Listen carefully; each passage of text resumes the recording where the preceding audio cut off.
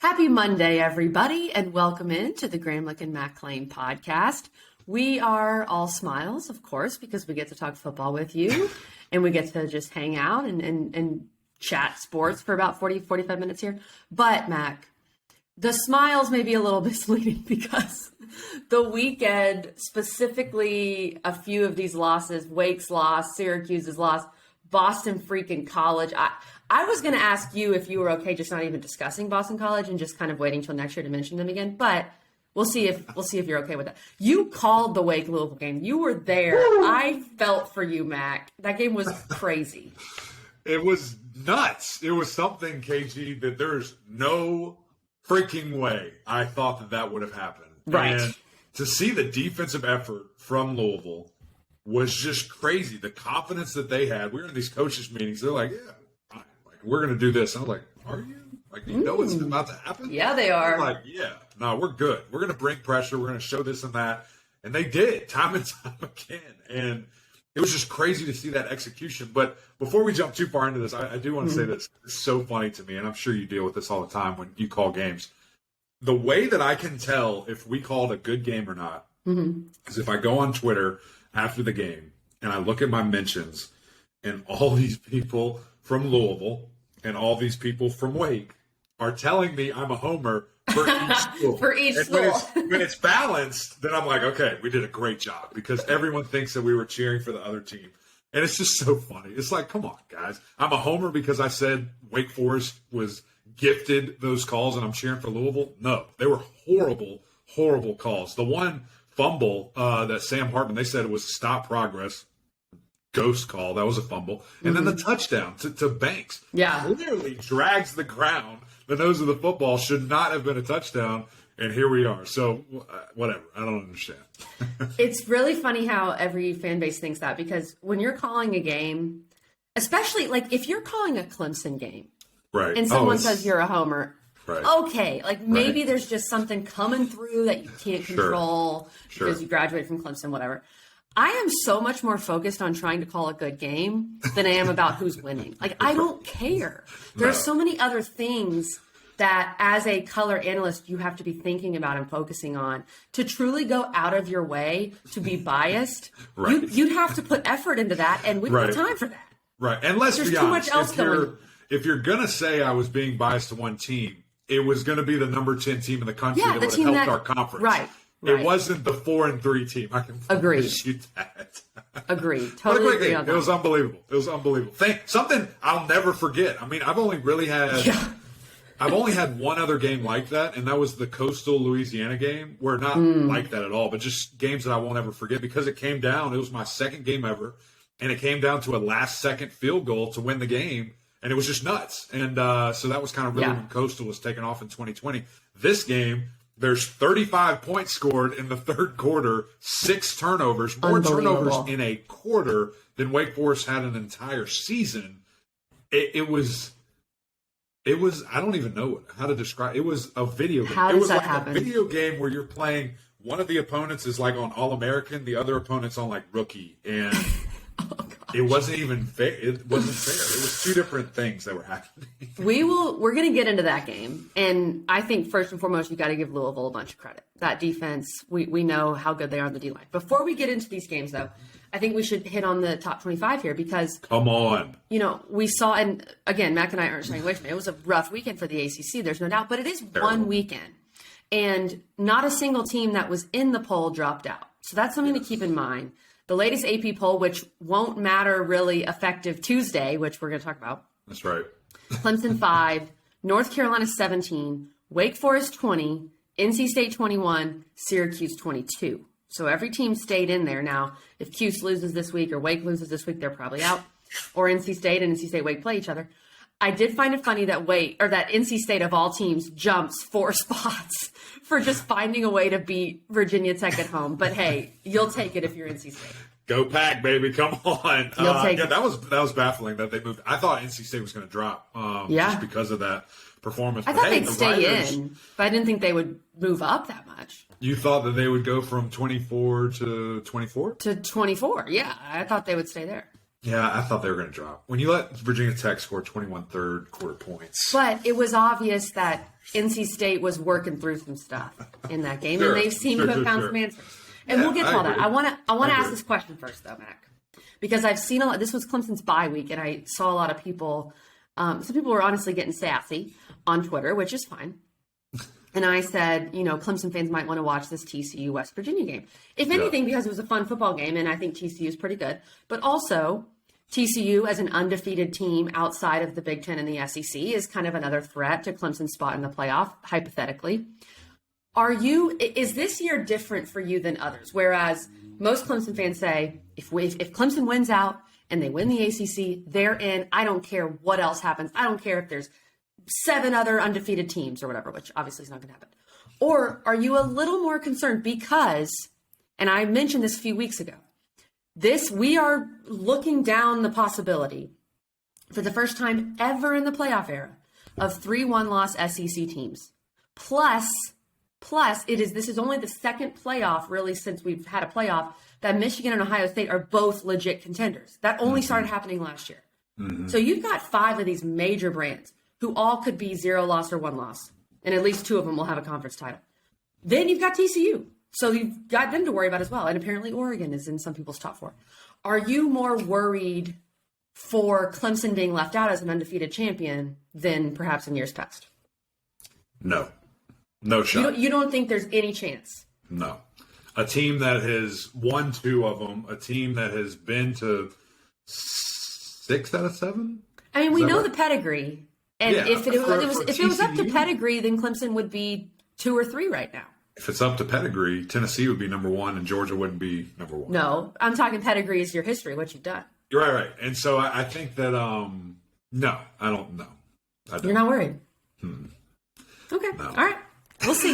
I think. Did you want more meat on the bone there? No. I want your honest opinion. No, I'm not. I mean, I think at the end of the day, too, like Clemson still has one of the most impressive resumes. Although people don't want to say that and don't want to talk about it, but all these ranked teams are still there on their schedule and were better than after they played them. Clemson breaks people. Like, don't forget about that. Similar to some of these better teams, when you play in Alabama, when you play a Georgia after the fact, it's very tough to continue, on a very successful way there from a physicality standpoint. So for me, no, there has been years in the past that you could sit here and say that schedule is terrible. Clemson's schedule is good, and their strength of record is fantastic. So for me, KG, not even a shadow of a doubt. Okay. No, and I mean, I do think Clemson, if you win out and win the ACC, you should be in. Just to be clear, I very much think that. But if Wake craters, if Syracuse craters, NC State doesn't have Devin Leary anymore, these wins could start to look less impressive. And that started this past weekend. And that was part of the bloody Saturday that we are going to discuss. So there's still a lot of football left. TCU, right. Do they go undefeated? I mean, that's a question. I think we'll learn a lot this weekend with Georgia, Tennessee as well. And I almost don't know from a Clemson or ACC perspective, who do you want to win in that scenario between Georgia and Tennessee? I don't know if either way it helps you. It's a right answer, right? I don't know if there's a right answer. Yeah. Who, just right now with the AP poll stuff, who do you think is number 1? Who do you think should be the number 1 team? I think Tennessee should be number 1. We've been saying that for multiple weeks. Right? But for some reason, and the committee might do it. The committee might actually do it. I think the committee absolutely will. Yeah. You know what is hilarious to me, though, just talking about Clemson and the I don't know, questioning or whatever.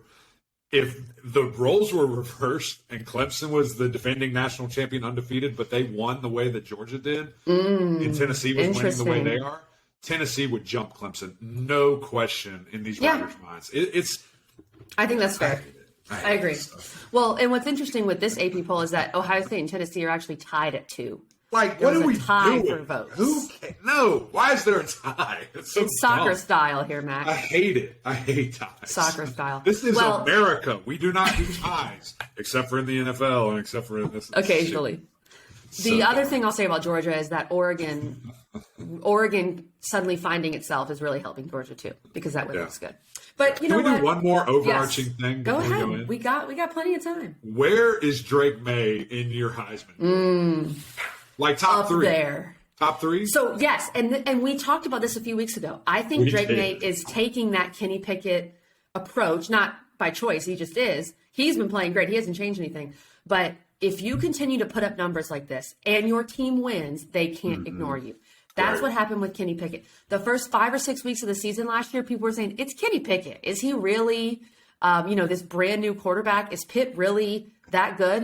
And then you get to week 8, 9, 10, and they are. And they continue to win, and he continues to put up numbers where you cannot ignore him. So Yeah. I think Drake May is doing the exact same thing. UNC has to continue to win, which is what they've been doing. They're now 17th in the country, and could be a little higher with the committee. We'll see. So I think it's that same trajectory. And if Drake May continues what he's doing, he should be in New York. You can't deny how good he's been for North Carolina. Yeah, I mean, I completely agree. And what's funny to me, KG, is you look at, some common opponents that each have played with some of the other guys who might be right at the top there. And I look at Ohio State and Notre Dame and CJ Stroud against Notre Dame. When they were at full strength, that was before injuries and all this other stuff happened, 200 yards, 2 touchdowns. Drake May went for 3-something with 5 touchdowns against Notre Dame. When I look at Pittsburgh, that game that just happened, Hendon Hooker, 2 or 3 touchdowns. What does Drake do? Go for 405 touchdowns. Like, it's just the guy, say what you want about, he doesn't play anybody. Well, the opponents that we do play each other, and we see the commonalities here, he dominates, and the numbers are not even close. So it's going to be fascinating to me, KG, just to see how this thing ends out. How much can he take it to another level time and time again? But I don't see how you deny him New York. I mean, unless he just totally implodes these last, however many weeks we have, 4 weeks or whatever, then maybe. But I don't see that. I see him getting better, and I see him getting more confident in the offense. What's interesting is, and I hate to bring this back to Clemson, some UNC fans or Pitt fans might roll their eyes here, but I just thought of this. Kenny Pickett dominated Clemson middle of the year last year. It was like maybe October, whatever. And that Clemson team wasn't as good, but the defense was still good, and Kenny Pickett played really well. Drake May won't get to play Clemson until a potential ACC championship. That's a little late, but I believe with the calendar, it's still enough time before you have to submit. I believe you'd have to submit your ballot by the end of the next day. So that's where I think he could also solidify himself. It's a little late in the season. Yeah, and you just right. And at that point, you're hoping that voters aren't, voting in September like we've seen some people. I think that's stopped for the most part. Some of those votes that were cast. Yeah. No, it has. But I'm just saying, in your mind, like these people are like, yep, this is my Heisman. This is who I'm going with. This is the guy. Like, just look at the full body of work. Okay. Yeah. Like, you don't see any UNC stuff around here behind me, but at the end of the day, like, we need to give these people credit who are surging and having unbelievable, kind of seasons here. And he's certainly top 3. Agreed. And if you missed our interview with Drake May, go check it out on the Graham Lincoln McLean YouTube page or the Graham Lincoln McLean Apple Podcast page. Okay, Mac, enough philosophical talk here. Let's get into some of these games. The big 3, again, Bloody Saturday is what we're calling it here. 2 of these big 3 games, the ACC did not look well. Louisville looked great. I'm giving Louisville credit, but let's start with Syracuse and Notre Dame. Notre Dame beats Syracuse 41-24. Garrett Schrader gets knocked out. Well, he takes a really hard hit in the second quarter. Doesn't come back for the second half, even though Carlos Del Rio Wilson, the backup, looked pretty good in the second half in relief. He still threw a pick. My biggest takeaway from this game, Mac, was Notre Dame, even when Notre Dame is down, that offensive line is still just ridiculous. And with Syracuse, with that 3-3-5, if you just try to run it down their throats, it can be a problem. And that's what Notre Dame did. Notre Dame ran the ball down Syracuse's throats. That was my biggest takeaway. I honestly think it was Notre Dame looked, okay, what did Clemson do? Oh, they ran the ball every single play in the second half and came back and won the game. Yeah, that's what we're going to do. Yeah, with our O-line, we can do it. Yeah, and honestly, when they threw the ball, I was kind of like, what the heck are you doing? Why are you passing the football? Like, just run it. You have 2 running backs that had 20 carries each. I mean, my God, that is a crazy game plan. They ran the ball 56 times. This isn't the triple option. This isn't a militant academy here. This is Notre Dame football looking at, we're bigger, we're stronger, we're going to blow you over time and time again. And that's what they were able to do. And quite frankly, moving forward, looking at Syracuse schedule and who they have coming up, as I'm pulling it up here, they've got Pitt next. Hold your breath. That's all they do is run the football. You've got Florida State. Hold your breath. That's all they – not really. Jordan just went off for like 400 yards. He did, but they can run the ball really at a very high clip. Wake Forest, Boston College, running the football-wise. So, I mean, look out, because if you don't do something to correct it, I mean, you're looking at 4 straight losses that might be kind of bad. So, Syracuse, as great as that defense is, I kind of put an asterisk on it when we were talking about number 1 defense in the ACC. I said, statistically, that is true. But when you look at it, that there's some stuff that people can take advantage here. And it's just a numbers game, KG. At the end of the day, you're too small up front. We're going to bully you around. And that's exactly what happened. And quite frankly, when you're playing a team, and we talked about this, the brand, like it is what it is. Notre Dame, however they are, it's always a brand, and it's always going to be something which I low-key do not like, but it is what it is. You can't make mistakes. You can't give them 7 points on the first snap of the game. Horrible read. Guy more than covered. The defender ran the route for him, and he walks into the end zone, and then really just in the fourth quarter, Notre Dame just flexed their muscles and ran all over these guys even more. So it's going to be a tough road ahead for Syracuse. Still a ton in front of them. What they've accomplished, unbelievable. We were talking about this year, it'd be remarkable for them to go bowling, and they're there. They've been there. Right. And so for me, KG, it's just kind of gut check time for them, especially what's coming up on this schedule. This defense really has to lock in, and what do you want to be? What does the mob want to be? And then, just hope Garrett Schrader's okay. Don't know the extent of that injury. College, we just, it's hard to know that stuff unless it's like a serious season-ending type deal. So I'm sure more of that will come out. But, tough road ahead for Syracuse. And we already knew that. We knew it was going to be a tough road. Their schedule's very backloaded. Yeah, it's even tougher. And look, this team has overachieved. No one thought Syracuse was 6-0. So Correct. There is that. They have to regroup. This is the first time this season when you combine Clemson in this game that they've truly been punched in the mouth, and they've got to get back up and find a way. And really the last 2 games, the dynamic duo of Schrader and Tucker has been limited for whatever reason. Against Clemson, Sean Tucker didn't get the ball that much. I don't know what the game plan was there to not give him the ball. But I think Schrader maybe got a little rattled against Clemson. And then obviously that pick 6 was just unbelievable. I mean, you can't line up against Notre Dame when you're coming off a loss that has shook you a little bit and throw a pick 6 like that. That's just not going to work. And then he gets knocked out of the game. So I don't know how Schrader's feeling physically or mentally, and they need him. There's no doubt about that. No question. And at the end of the day, your back's against the wall now. You've lost 2 in a row, and you've got to figure it out because, as we've said time and time again, the schedule, it's real. This is the thick of it, as they like to say on the old TikToker. Into the thick of it, that's where they go. Mac, speaking of being in the thick of it, you were in the thick of it in Louisville, man. Louisville beats number 10 Wake Forest 48-21. One of the most flabbergasting games I've ever watched with my own 2 eyes. I want to start, because most people are going to think, what happened to Sam Hartman? Oh my God, he just imploded. I want to start with Louisville and give Louisville credit. Louisville's now 5-3. Don't look now. Yeah. They seem to, their defense has started to play really well, and they lead the nation in sacks. They will get after the quarterback. Their D-line is nasty. To me, that was the biggest issue for Wake Forest, is they just didn't really have an answer for that defensive line from Louisville. Well, really, just schematically, KG. I mean, they were bringing all kinds of pressure, all kinds of blitzes, delayed blitz. It was something where I think they learned a little bit from Clemson where, okay, the first guy you bring, the running back's going to do a great job, or the tight end's going to do a great job of picking him up. You've got to almost overload and just not guess, but just have that faith that our guys in the back, our man coverage, and also the timing of the blitz is going to be quick enough that Sam can't burn us, that he can't make a decision. And they did that time and time again. I mean, it was crazy to see the amount of pressure that they were able to really get on Louisville. I mean, I'd love to see the quarterback rush numbers, the hit numbers on top of the sacks, and when they were actually able to hit home. They had 8 sacks. This is super telling, and this is when I think you have an absolute mastermind at work in Coach Brown, the defensive coordinator.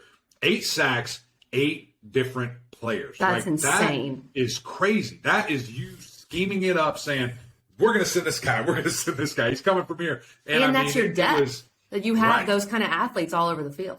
Yeah, and just the way that they were doing it, it was awesome to see, quite frankly, just because you have one of the best offenses in the country that can't do anything. Literally cannot take a snap and do a 3-step drop back without getting blasted. And it was rough at left tackle. Big Nash goes down. Yeah, that was rough. You bring in a backup. The backup's getting murdered. You bring in Nash back. He's like, yeah, I got to do something. He gets murdered. He was not ready to play health-wise again after going down with injury. And then you've got a quarterback that is just rattled. I mean, if I got hit 8 times, I'd be rattled too. Don't even know what I'm looking at, because there's so much going on. And, what's interesting is we spoke with Sam Hartman leading up to the game, and I just had to say, like, how do you do this, and that? So listen, I just trust the guys. I trust my protection. Well, that was almost at a fault here today because it just wasn't there for him. And then, you see the results of it. The picks were, obviously 2 pick sixes, not good. And it was a little bit of desperation mode. I think it was the second one that just bounced off Green's face. I mean, tips are picks, and that was bad. So as bad as it looks, it's something where I think it was just one of those days where everything went wrong. And now the question is, how do you respond if you're Wake Forest? How do you move forward? Because you're still ranked in the country. There's still a lot in front of you that you can go out and do. And, this is kind of a stigma for Wake Forest. It's a problem, KG, is when we are in September and we're in October, Wake Forest is the national champions. They're fantastic. They for a couple of years here have been 8-0. They've been 7-1, 6-1, whatever. And then they finished 3-3. They finished 1-5. Like, it's horrible to see how these guys close out a game or close out a season. Like, you have to do something. We got to figure this piece out, and whether that's just a depth thing, it's a scheduling thing. Everything's on the back end. We have all these easier games up front. I'm not sure, but you have to fix it because it's a real problem, and that's where the disrespect comes from. At the end of the day, to get respect, you have to earn respect, and you have to do it at a consistent basis. It's awesome that you were number 10 in the country the past 2 years. It's not awesome that you were number 1 in the country for 5 days. Like, you've got to, or number 10 in the country, excuse me, you have to hold on to that. It has to mean something. And there's a level of responsibility when you get up into that upper echelon. And, they're just figuring out. They're learning how to win. Louisville, on the other hand, KG, I mean, to be 0-3 in the league, everything could have fallen apart. It's crazy honestly, that they were. Like Florida State a year ago, who starts 0-4 for the season. They could have fallen to pieces, and instead they rallied. They're playing so well, complimentary football. That was what Coach Satt said to me, and was just something that, like, my light went off. It's like, my goodness, they haven't ever under him had all 3 phases firing at the same time. Now 3 weeks in a row that they've played really, really well complimentary football. They have, and I just want to say one more thing about Wake.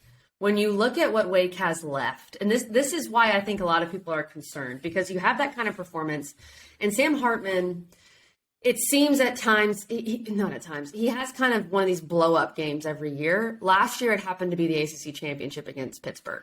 Right. This year, it was Louisville, and that's really been the only one so far. They have NC State this weekend, which is going to be a huge game, and NC State, of course, is ranked. They have North Carolina, who's ranked. They have Syracuse, who's ranked. Then they have Duke, who's no pushover. We know how good Duke has been this year. So it's a brutal, brutal stretch for Wake, and they have to find a way to mentally. I think the mental side of it right now, plus the actual O-line can't block side, is a real concern for Wake Forest. And, Mac, when you talk about how they struggled late in the year, this is kind of a cop-out for Wake. This is what people always say about Wake, but I do think it comes down to their lack of depth in the trenches. And that's always been a concern, and really just lack of size at times in the trenches. Yeah. That's why Clemson's been able to beat him. That's why Pitt got after him last year, part of it. When Sam Hartman is just getting destroyed, he's going to throw a couple picks. Like you said, it's hard not to. It's fascinating to look at. And, I mean, they're good. They're a really good football team still. It's just it was a bad day. We saw Clemson have a bad day. We saw Miami have a bad day. But the difference is the Tigers are at a level where they could overcome that. Right. And you have the depth. win. A Miami team gets aired out by Duke. this team gets aired out by Louisville. So there's just levels, there's ways that you can get to it that, quite frankly, they weren't able to get to. Looking at that schedule, KG, where do you have them finishing? 4 games. What do you think? Oh, I think man. 1 and 3. I think 1 and 3. Which 1 is and crazy. 3. Maybe, depending on how Syracuse pulls it together, I could see maybe, I think maybe they could beat that's the only Syracuse and win. Duke. I think that's the win. I don't think they beat know. NC State because that's at Carter Finley night game. I don't think so. Be lit. With the way MJ Morris is playing, we're going to talk about that. And then, they host UNC, but I don't know if they beat UNC. Yeah. Crazy. Interesting. 2 things on Louisville, and then we can get out of here. I don't want to be super negative because you played really well. I was thoroughly disappointed in the crowd. I know. When I got the assignment and I got, the go-ahead that I was going to Louisville, I was jacked up. I thought it was going to be the craziest, noisy, packed game I'd ever been to, calling-wise. I thought a top 10 team was coming to town. That's the only show going on. And, it was like 50% empty. It was maybe more than that. It was really disappointing. It's a beautiful stadium, an awesome city. So many Cards fans there, but it's just like, what are y'all doing? Support your team. Come, get after it and have a great time. And maybe this is not true. I was going to say part of it's maybe Wake Forest didn't bring anybody. That's not true. Louisville, you got to pack it out. It's your own stadium. Yeah. Like, get it going. And then the last thing, I think that, this game more than any, it just put a capitalization point and maybe even a couple of exclamation points on this is the freaking team of mystery, and you have no clue what's going to happen. Let me say this. If you lose to JMU next week, don't even. I'm coming in hot. Just so you don't even. I'm coming in hot. And look, JMU's a good program. We know that. I think Louisville, specifically because they're winning on the defensive end, that's what I like, what I've seen from Louisville recently. Yeah. And Willie Cunningham, he's still limping around. I'm not sure how healthy he is, but the defense is making plays. Yeah. And that's given the offense a cushion. Louisville's 5-3. All right. Let's say they beat JMU, they're 6-3. You just have to be killing yourself because you lost that weird game at Boston College. So you could be 6-2 right now. Terrible. But they've got a tough stretch after JMU. You have to beat JMU. They go to Clemson. They host NC State. They go to Kentucky. So we'll see. I think this team's definitely going bowling. I think they're going to beat JMU. It's going to be a big difference between 6-6, 8-4. We'll see what this team can do. Yeah, let me say this too, and I lied. One more thing. And we can move on.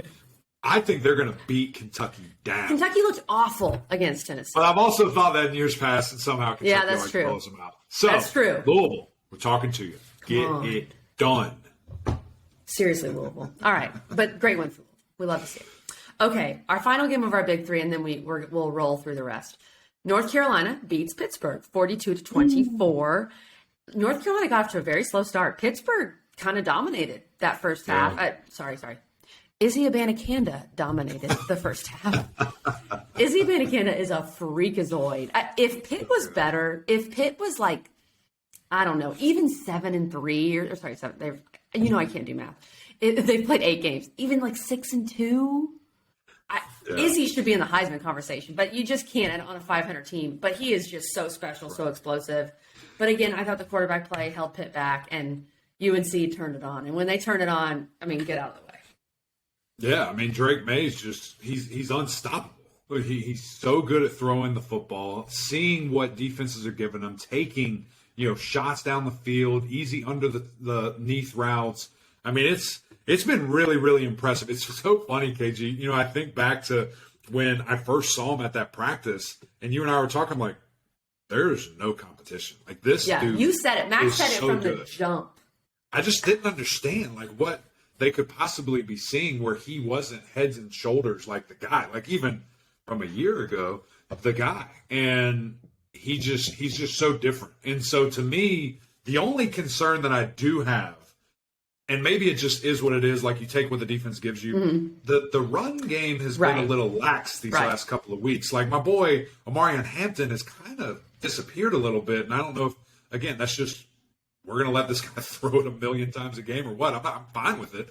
But, when you face Clemson, when you face those elite teams, they're going to take something away from you, and it's probably going to be what you're best at. So is there anything that can supplement it?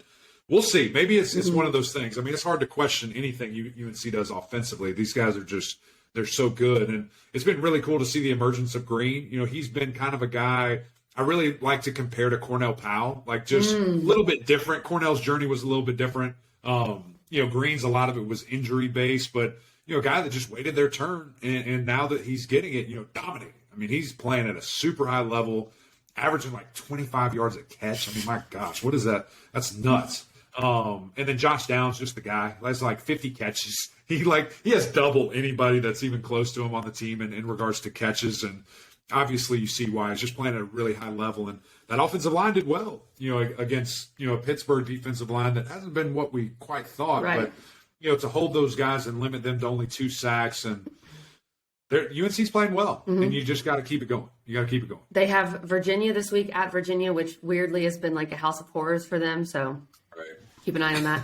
Then they go to Wake, which is still going to be a tough game. They host Georgia Tech, and then, of course, they host NC State. So not a cakewalk left for UNC. But you do mention, can you be somewhat one-dimensional and beat a team like Clemson if they are to face Clemson in the ACC title? Let's remember, Wake didn't run the ball nearly at all. Clemson took it away, and Wake passed the ball all over the yard against Clemson. Yeah. So there is, I think, for me, the difference, and for Wake, it was how good those wide receivers are. For UNC, these wide receivers are so good. We have to give them credit, too. I know Drake May's been balling, but the wide receivers have been excellent. I think they can still score if we get to that point. Yeah. I'm not trying to get ahead of ourselves here, but it looks like UNC is going to win the Coastal. I mean, it does. There's nothing wrong with that. I think it's like 98% chance or something. Yeah, I think they're pretty close to clinching. Well, they only have 2 Coastal games left. Yeah. So they probably clinch this week if they win. Yeah. And then same thing for Clemson. I would assume if Clemson wins or if Syracuse loses, then they probably clinch. North Carolina might have already clinched. That's crazy. I haven't seen it, but we'll see. We'll update you on Twitter. They have a 2-game head lead on everybody, and 2 of those teams they have the tiebreaker against. It's fascinating. I mean, it's fascinating to look at. Unless anything insane happens, it's going to be Clemson, North Carolina. And I would look forward to that game. I think it'd be fun. Okay, Mac, we need to run through the rest of these games here. So this game was a while ago, and we didn't get a chance to talk about it. NC State beats Virginia Tech 22-21. MJ Morris was a revelation. They start Jack Chambers. They say, no, we got to go to this freshman. And all he does is go 20 of 29 for 265, 3 touchdowns, no picks. Has that game-winning touchdown pass. His wide receiver stepped up for him. And, yeah, I know Dave Doran he did call out some fans that left, but to the fans that stayed with NC State, because that looked like it was going to be, the most embarrassing loss of the season or maybe in a couple years. And just credit NC State for fighting back, because in the end, no one's going to remember how you won this game. They just remember you won. The AP poll shows that you went up 3 spots somehow. Yeah, I'm right there with you. It was crazy. So this was happening. I was in the airport watching the game. I take off. I think it was either 3 or 10-0. Yeah. Maybe. Let me check this real quick so I don't sound like a total idiot. Okay, no, it was 3-0. So it's 3-0. I take off, and it was an ugly game. Like, it was horrible. Just gross, back and forth. Nobody can do anything. Nobody can score. And then I land, and it's like 21-10. And I'm just like, what happened? Yeah. Like, what in the NC State's world? Gonna lose. That's your thought. Yeah, and this crazy thing of points. And then I'm like traveling to the hotel, grab a little bite to eat, and it was close to, I think it was like a 3-score game or a 3-point game. I'm just like, what is happening? This is a tale of 2 crazy quarters here. And then notice that, NC State put MJ Morris in, and he's just balling, dropping dimes left and right. And, man, I mean, that young man, the future is very bright. NC State obviously is really excited about him kind of leading up to this. And I think they were trying to ease him along as much as they can. But now it's like, dude, you got to go. Like, you are our best option. There's no doubt about it. And, great to get a game like that under his belt, especially with a ranked team, coming to town this week and how meaningful that game is, especially with what happened a year ago. So I'm excited for it. I think that, he's a great passer. This defense for, NC State, obviously, outside of magically giving up 21 out of nowhere, has been playing really well. Those 3 linebackers had another great game, and fun to see them statistically get after it. And, yeah, I'm excited for this next challenge that they have coming up. I think they thought they could get away with Chambers and just the defense would step up and, they could kind of win, I don't know, a 14-3 game or something. Right. But obviously that didn't work. And so you're thinking we have to score. Otherwise, this could tank the year. I mean, this loss could really ruin the year. And you go to MJ Morris, and now it seems like he's the guy. And you have that passing element back. And people now have to prepare for that. And so I think that's going to be a game changer for NC State. And they're still ranked. There's still a lot of season left. If MJ Morris can consistently do this, then I just think State fans feel a lot better now than they did a week ago. Yeah, I mean, they feel so good that I had about 100 of them telling me that MJ Morris should be in my top 5 already power rating of the quarterback. I said, one game. Sit the F down. Wow. No chance. So let's bump the brakes a little bit. But yeah, maybe next year, maybe on the preseason, he'll be up there. Well, let's see what he does the rest of the season. We saw. Who knows what Devin Larry does? Oh my gosh. Yeah, well, what do you think there? What do you think there? Comes back? Okay, it's just one game. It's just one. Oh, what Devin does. Yeah. I mean, I would. He's gonna come back. I would. You need to come back. That's the new trend in college football, 24-year-old quarterbacks. Mac, Florida State beat Georgia Tech 41-16. Georgia Tech did not cover, even though they tried. They almost did at the end, but then they didn't, and then FSU went and scored. I apologize for the lack of, and it really wasn't a lack of respect for FSU. It was the trickiness of, hold on. No, it was. It was the trickiness of, Jeff Sims is taking snaps in practice. And I'm like, okay. So there was that. FSU coming off a bye, 24 points is a lot of points. But in the end, FSU, even though they got off to a bad start, they dominated really the second, third, and fourth quarters. So good, solid win for Florida State. I don't know what all that you just said was. All I heard was Florida State covered. That's all I heard. You got it right, Mac. You got it right. Come on. And now we have FSU Miami. Miami coming off a big dub. Miami's going to get absolutely throttled. I can't wait to watch that game. I mean, Florida State, Jordan Travis. Listen, you come on this podcast, you're going to have a really good week. Sometimes. That might not be true necessarily, but sometimes. He did. Thanks, Jordan. Yeah, thank God. He just looked great. I mean, every throw he made, so confident, just really got going. It was a really slow start, and I was really frustrated watching the game in the first quarter. Yeah, right. And I'm just sitting there like, guys, what are we doing? And I got to say this one thing, too. I hate critiquing coaches because I've never called a play. I think I'd be okay at it, though, by the way. But I've never done it. And situationally, it's tough. I get that. Florida State on the 1 freaking yard line. Yeah. Snap the ball to your quarterback. Hand the ball Correct. to your running back. Do not pitch it to him and hit him in the face. Do not snap it to him and hit him in the face. Turn, hand, give it to him. That's all you have to do. Hard. It's that easy. It's not hard. I'll even say from the 10-yard and in, you need to do that. Do not pitch them or snap them the football. They don't do that. Drives me nuts, KG. And it never goes right, Ever. It never goes right, guys. I almost threw my TV when that happened, just so you know. I almost ripped it off the wall and slammed it on the ground. I was so mad because they had driven straight down the field. Yeah. Awesome. Right, left, pass, right, left, draft. Oh, let's try something tricky. Boom. 40 yards the other way. Oh, my God. Made me sick. I almost threw up. Well, you know what game I did throw up in? Okay, yes. When Boston College lost 13-3. I was going to say that to the end and just say Boston College lost to UConn 13-3, and that's all we have for you, folks. Because the two games we have left were the two saddest football games I've ever seen. UConn beats Boston College 13-3. Miami beats Virginia in quadruple overtime, 14-12. Wait, damn it. What? I was going to say, how many points were scored? 4 overtimes. So many. Mac, you know what how many touchdowns? You know what I thought with 0. You know what I thought with Virginia Miami? The second we went to 2-point conversions, I went UVA covers. Doesn't matter either way.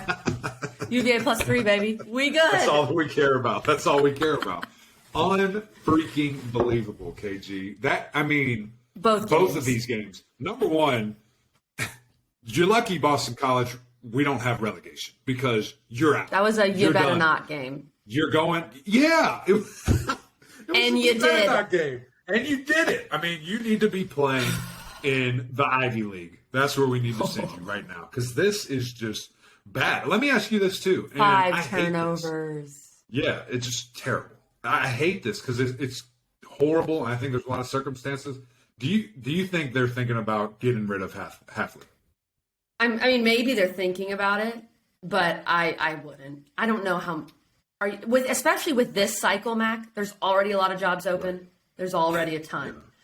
I don't think you can upgrade from Halfley. I think you have to give him one more year. I think if they do, then I'm going to make a call to Jim Phillips and say, whatever we have to do, get him out of the league. Just get him out. BC? They don't care. Dang, they don't want to win. They don't want to. Mac's going hard right now. Mac's mad. That's unbelievable. Yeah, I mean, it's a terrible was loss. So embarrassing for the league, and that was the cherry on top. Mm-hmm. And it was bad, brutal, and it pisses me off even more that we have to go sit there on TV and talk about this team's going to do this and that and this, and then you lose 13-3 to UConn. It's terrible.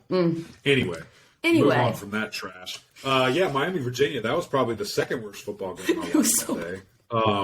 It was so bad, man. It was so bad. I think I'm gonna try to get into coaching. If anyone listening, if you want me to call plays, cool. I'm just doing coordinator. I'm not doing a position coach. So if not a head coach, offensive coordinator, not yet. Oh, I need to prove it a little bit first.